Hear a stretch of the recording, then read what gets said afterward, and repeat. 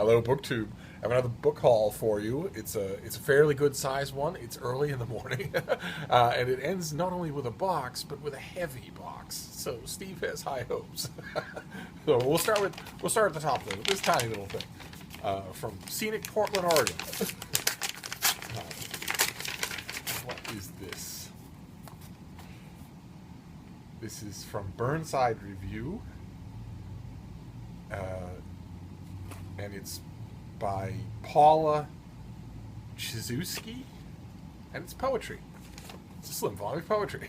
So, off it goes in the mail to the Poetry Princess of Open Letters Monthly.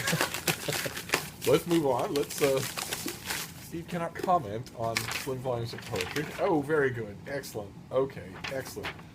This comes out in February, something we've seen on this channel before, and something that I have read in between when we saw it and now. And this is a finished copy of Brahman, Capitalism by Noam Magor, and it is really, really good. It's as far as grainy, particular Boston history. It's really, really good. Still wish it didn't have a faded sepia tone cover, but really, really good. Very, very, very good to have the finished copy. The finished copy will also be my sort of dinner bell to write a review. Let's see here. A little surprised I couldn't find anybody in Boston who would be interested in such a review. I'll do it for Open Letters Monthly, but I was kind of hoping that hometown pride. but it's not like that anymore. The hometown book reviewers or book editors are looking for books with the widest possible interest. And they all have online presences now. So the widest possible interest will never be local interest. It's very confusing. Anyway, what do we got? Oh, excellent. Fantastic. This is another finished copy, I believe, of this is a finished copy of Martin Delaney's Blake, an American novel that you will probably not have heard of. It's one of the most significant American novels of the 19th century, and particularly worthy of interest as the work of an African American writer confronting slavery and emancipation in the Civil War era. The thing it was originally published in serial form, in venues that folded overnight, and people kept it going and moved it around. The author kept it going, persevered, and moved it around. But this is the very first authoritative, complete scholarly edition of Blake, or the other title, The Huts of America, that's ever been done. And it's 2017. And Harvard University Press did this. This is the corrected essential 19th century text. And I read it, and I thought it was remarkable. Absolutely remarkable. This comes out in a week, in mid-February, and I'm doing a 3-book roundup of new releases for African American History Month, or Black History Month, for the Christian Science Monitor, and this will be one of them. This will be one of the 3. So I'm glad to have the finished copy with the index and all the notes in place, just in case I need it.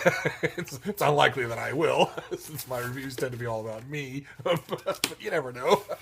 I might decide to talk about the book. Anyway, let's move on. All right, so next one is something I don't know. This is called Traveling with Ghosts by Shannon Leon Fowler. Rather pretty thing. What is this? What is it? Growing up in California, the author always felt a deep connection to the ocean and declared at 8 years old that she wanted to study marine biology. In that pivotal moment, there was no way for her to know that one day her beloved ocean would betray her. A moving tribute to those who we have lost and the unexpected ways their memories find us afterwards. Traveling with Ghosts, the author turns her devastating, beautiful, honest, and personal story into something universal, as she remembers the shocking death of her fiancé and wrestles with life before and after tragedy. In 2002, then 28-year-old marine biologist, the author went backpacking through Asia with her fiancé, Sean, Avid travelers, the two decided on a quick trip to Thailand to celebrate their recent engagement. Never a good idea. Quick or prolonged. A trip to Thailand is never a good idea. During an afternoon swim on the island of Koh Phangan, a box jellyfish, the most venomous animal in the world, wrapped around Sean's legs, stinging and killing him as Fowler helplessly watched. I'm trying to remember if I've ever been stung by such a thing. I was stung by jellyfish all around Thailand, including in Thailand. I wonder if I was... I'm going to feel a little guilty if I was, since he died. I am immune to cytotoxins. So animal venom, I don't care if you're number 1 or number 50. It's not going to kill me. It's going to hurt me quite a bit, but it's not going to kill me. He probably wasn't. Most of you humans aren't. Let's assume a solemn air, shall we? A man has died. With her future forever changed, Fowler abandoned her professional commitments to travel the world, lost and stumbling in search of healing. Unable to understand how the ocean, the very thing she had dedicated her life to before she had dedicated it to Sean, could betray her, but it didn't. All right, okay. She first saw solace in landlocked countries marked by tragedy. War-torn Israel. Israel is landlocked? Okay. News to me. Shelled out Bosnia, poverty-stricken Romania, and the site of Auschwitz. Despite Eastern Europe's deep wounds, Fowler remembers the kindness of those she encountered, fellow travelers and countrymen alike, and the comfort and perspective they offered. She continues to Croatia, where she begins to reconcile with the ocean for the first time since her fiancé's death. Before returning to a life without him, there was one last place Fowler knew she had to face: Barcelona, where she and Sean first met years earlier, and where memories of their love were still very much alive. Okay, so this is Traveling with Ghosts. Okay, that's starting to interest me. It's a memoir. Those usually don't sit well with me, but that sounds interesting. So there you go. It's bright blue. You'll be able to spot it on your bookshelf, on your bookstore table. And we've got this thing. Okay, so she falls in love with the ocean. But then her fiancé, her beloved fiancé, dies in the ocean right in front of her. Okay, that's interesting. That's interesting. Kind of wish she hadn't written a book about it, because some of it, the fact that there's a book about it makes me feel like a little of it. It gives it a staged feeling. I mean, what if she'd been a riveter, and he died in the ocean? Then no book. Well, anyway, let's just move on. Okay, all right, good. This is the finished copy of I Am Flying Into Myself, the selected poems of Bill Knott from 1960 to 2014.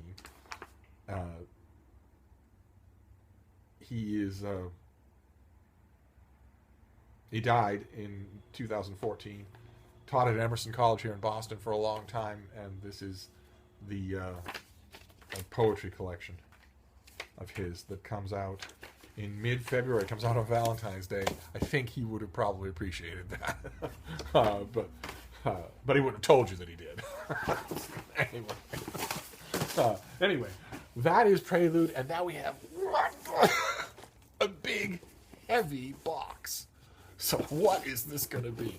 My hope is that it's one enormous book instead of a box full of books. But I think I win either way. So let's see what this is. Nope. It's a box full of books. What have we here? What are these? Oh my. Oh. Okay. This is the latest installment, the latest collection of the Murty Classical Library of India that Harvard University Press is doing, sort of the Indian classic equivalent of they have Dumbarton Oaks for medieval classics. They have, of course, the Loeb Classical Library for the classical world of ancient Greece and Rome. And this is the series that they're doing for India, for classical Indian literature.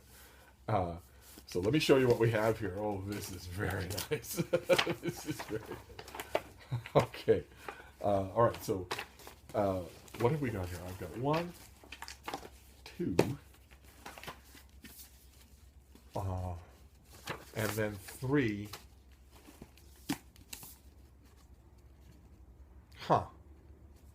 Okay, a little bit confusing. All right, so the first one by Bharachandra Ray is the history, the praise of Ananda, and this is book 1.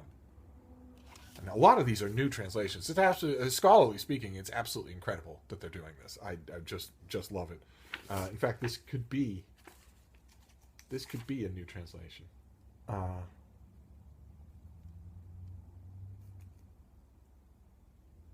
Well, okay, it doesn't say, but then we have Abdul Fazl, The History of Akbar, Volume 3. I have Volumes 1 and 2 here in the place somewhere. Then The Life of Harishchandra by Raghvana. There we go. Look at that. This is what they look like. These uniform, lovely red. And then The Killing of Shishupala. And this is by Maga. Look at the size of that. Very nice. So let me give you a taste of what these are. This author's The Killing of Shishupala, written in the 7th century, is a celebrated example of the Sanskrit genre known as Mahakavya, or great poem, Sanskrit poetry. This adaptation from the epic Mahabharata tells the story of Shishupala, who disrupts Yudhishthira's coronation by refusing to honor the king's ally Krishna. When Shishupala challenges the divine Krishna to combat, he is immediately beheaded. Maga, the author, who was likely a court poet in Western India, draws on the rich stylistic resources of Sanskrit poetry to imbue his work with unparalleled sophistication. He expands the narrative's cosmic implications through elaborate depictions of the natural world and intense erotic sensuality, mixing myth and classical erudition with scenes of political debate and battlefield slaughter. And this is the first English translation in 1,000 years. So there you have the Sanskrit on one side and the English translation on the other.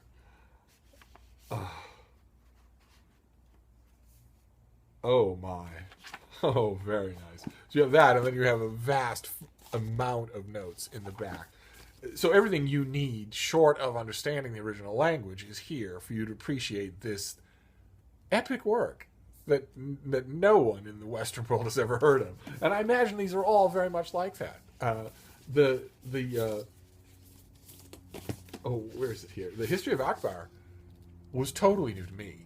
And it's an immense work that's had an immense amount of readership and scholarship done on it for centuries. So the idea, the opening up of vistas of a whole new world of literature like that is just incredible to me. So there you go. 4 big Indian classics to round this out. So we have the Murty Classical Library of India. We have the poetry of Bill Knott. We have Traveling with Ghosts. We have Blake, or The Huts of America in its finished form. We have Brahman Capitalism. And we have a slim volume of poetry. Well, there you go. That is a nice morning book haul for you. And I'll see you soon, BookTube, with plenty more. Thank you.